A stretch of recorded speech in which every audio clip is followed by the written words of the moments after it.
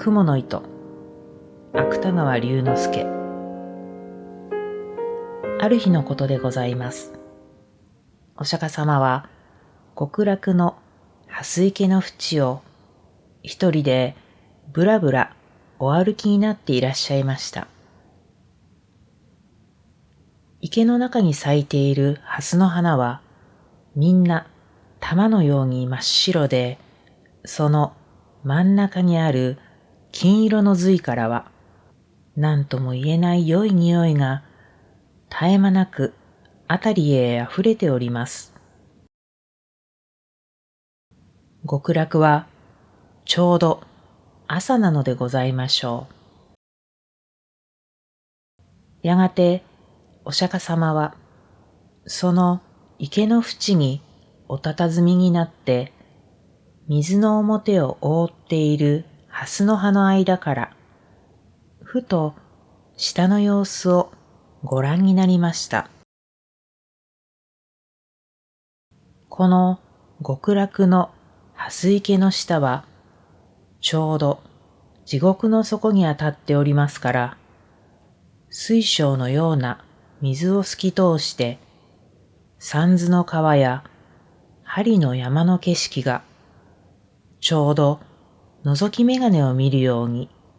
はっきりと見えるのでございます。するとその地獄の底に神田田という男が一人、他の罪人と一緒にうごめいている姿がお目に留まりました。この神田田という男は人を殺したり、家に火をつけたり、いろいろ悪事を働いた大泥棒でございますが、それでもたった一つ良いことをいたした覚えがございます。と申しますのは、ある時、この男が深い林の中を通りますと、小さな雲が一匹、道端を這っていくのが見えました。そこで神田田は早速足を上げて踏み殺そうといたしましたが、いやいや、これも小さいながら命のあるものに違いない。その命をむやみに取るということは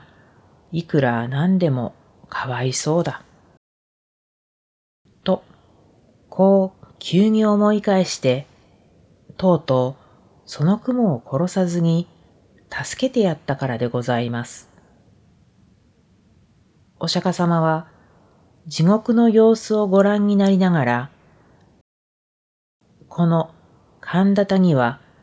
雲を助けたことがあるのをお思い出しになりました。そうしてそれだけの良いことをした報いには、できるならこの男を地獄から救い出してやろうとお考えになりました。幸い、そばを見ますと、翡翠のような色をした蓮の葉の上に極楽の雲が一匹、美しい銀色の糸をかけております。お釈迦様はその雲の糸をそっとお手にお取りになって、玉のような白蓮の間から遥か下にある地獄の底へまっすぐに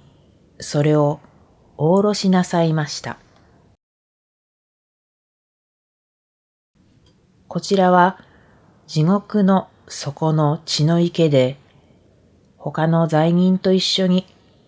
浮いたり沈んだりしていた神田田でございます。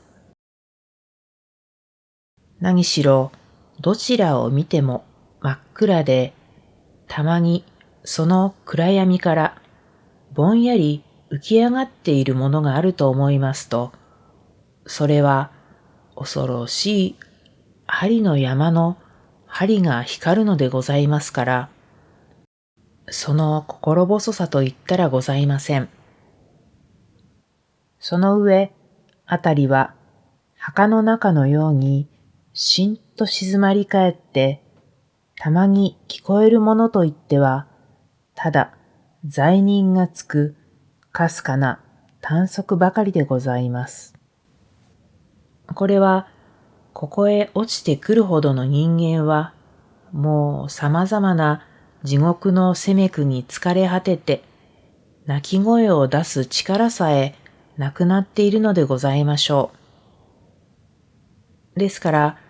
さすが大泥棒の神田田も、やはり血の池の血にむせびながら、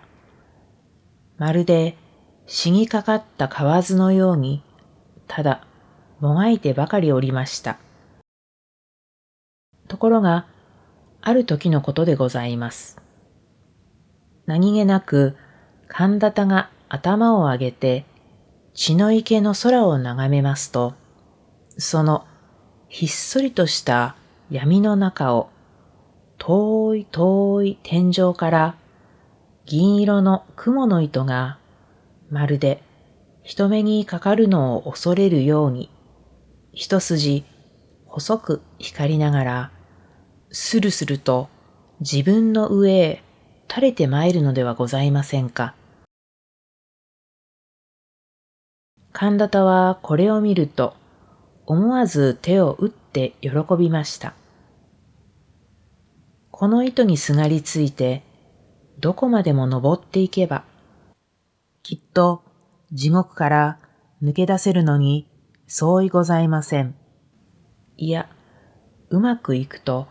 極楽へ入ることさえもできましょう。そうすれば、もう針の山へ追い上げられることもなくなれば、血の池に沈められることもあるはずはございません。こう思いましたから、神田田は早速その雲の糸を両手でしっかりとつかみながら、一生懸命に上へ上へと手繰り登り始めました。もとより大泥棒のことでございますから、こういうことには昔からなりきっているのでございます。しかし、地獄と極楽との間は何万里となくございますから、いくら焦ってみたところで、容易に上へは出られません。ややしばらく登るうちに、とうとう神田田もくたびれて、もうひとたぐりも上の方へは登れなくなってしまいました。そこで仕方がございませんから、まず一休み休むつもりで、糸の中途にぶら下がりながら、はるかに目の下を見下ろしました。すると、一生懸命に登った甲斐があって、さっきまで自分がいた血の池は、今ではもう闇の底にいつの間にか隠れております。それからあのぼんやり光っている恐ろしい針の山も足の下になってしまいました。この分で登っていけば地獄から抜け出すのも存外わけがないかもしれません。神田田は両手を雲の糸に絡みながら、ここへ来てから何年にも出したことのない声で、閉めた閉めた、と笑いました。ところが、ふと気がつきますと、雲の糸の下の方には、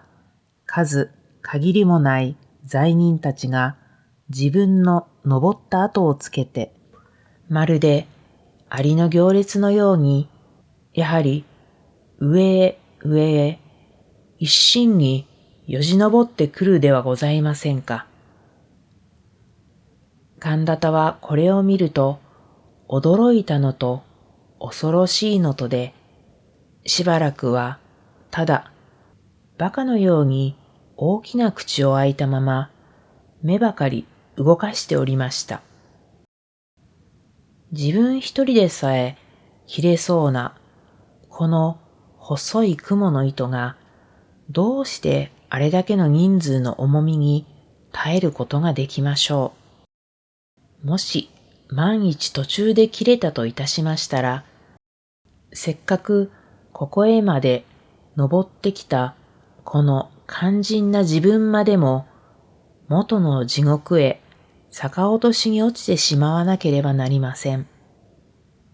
そんなことがあったら大変でございます。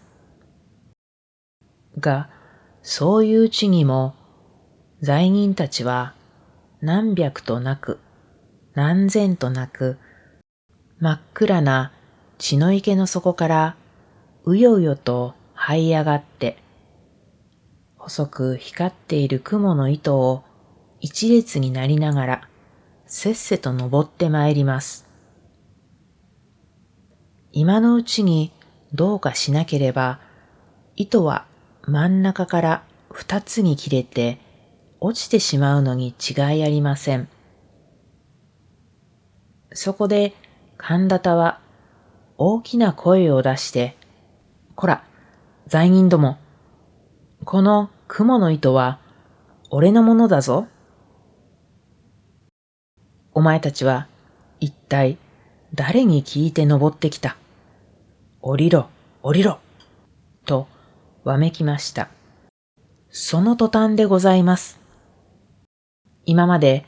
何ともなかった蜘の糸が急に神田田のぶら下がっているところからプツリと音を立てて切れました。ですから神田田もたまりません。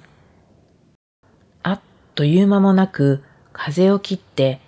駒のようにくるくる回りながらみるみるうちに闇の底へ真っ逆さまに落ちてしまいました。後にはただ極楽の蜘の糸がキラキラと細く光りながら月も星もない空の中途に短く垂れているばかりでございます。お釈迦様は極楽の蓮池の淵に立ってこの一部始終をじっと見ていらっしゃいましたが、やがて神田田が血の池の底へ石のように沈んでしまいますと、悲しそうなお顔をなさりながら、またぶらぶらお歩きになり始めました。自分ばかり地獄から抜け出そうとする神田田の無慈悲な心が、そうしてその心相当な罰を受けて元の地獄へ落ちてしまったのが、お釈迦様のお目から見ると浅ましくおぼしめされたのでございましょう。しかし極楽の蓮池の蓮は少しもそんなことには頓着いたしません。その玉のような白い花はお釈迦様のおみ足の周りにゆらゆらうてなを動かして、その真ん中にある金色の髄からは何とも言えない良い匂いが絶え間なくあたりへあふれております。極楽ももう昼に近くなったのでございましょ